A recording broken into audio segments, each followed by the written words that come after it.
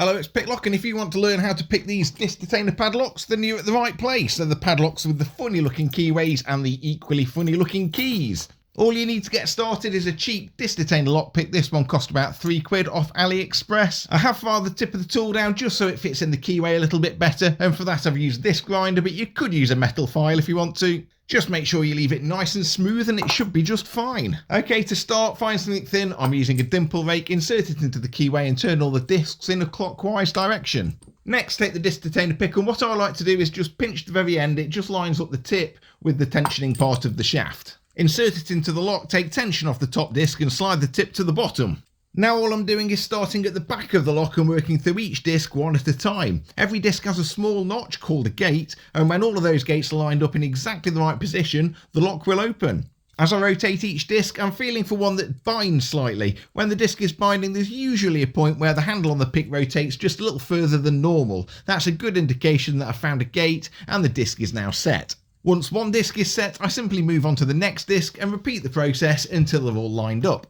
On more expensive disc detainer locks, things get a bit more complicated. They often have extra discs and something called false gates, which are designed to trick you into thinking you've found the correct position when you haven't. These locks are much more basic examples, so they're great to learn on. It definitely takes a bit of practice to recognise what the tool is telling you, but once you get a feel for it, you can open these simpler disc detainer locks surprisingly quickly.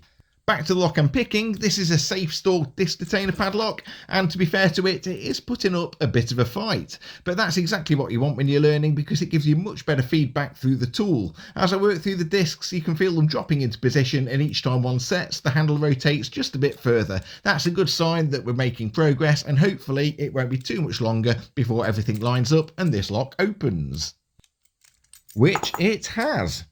Well, that put up a bit more of a fight than I was expecting, but we got there eventually. Next up, the AMTech or AMTech padlock will start just the same by rotating all the discs in the clockwise direction, pinching the tip of the tool to line it up and insert it into the keyway.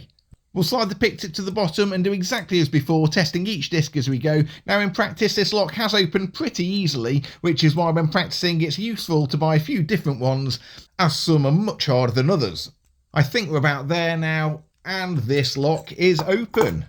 So that lock didn't put up too much of a fight, less of a fight than the Safestore padlock. Next up, we've got the Marksman padlock. And once again, it's the same approach. Line up all the discs in a clockwise direction, pinch the tip of the pick to line it up and insert the pick into the lock. And as I pick this lock, if you are into lockpicking and haven't tried a disc detainer lock yet, I'd highly recommend you give it a go. The locks are really cheap. All these locks only cost a few quid each, and the picks are also very affordable. But I would recommend that when you do buy a pick, don't buy just one, buy a couple, as these tips do eventually break, and when that happens, you'll already have another one ready to go. And I really wouldn't start off by using the Sparrows pick developed by Lockpicking Lawyer and Bosnian Bill. By all means move on to that later if you wish, but these AliExpress ones are much better for beginners. Well, we're getting some serious clicks out of this Marksman padlock now, and this thing is open. So there we are. This tool might be cheap, but with a bit of practice, it opens locks. Thanks for watching. See you in the next one.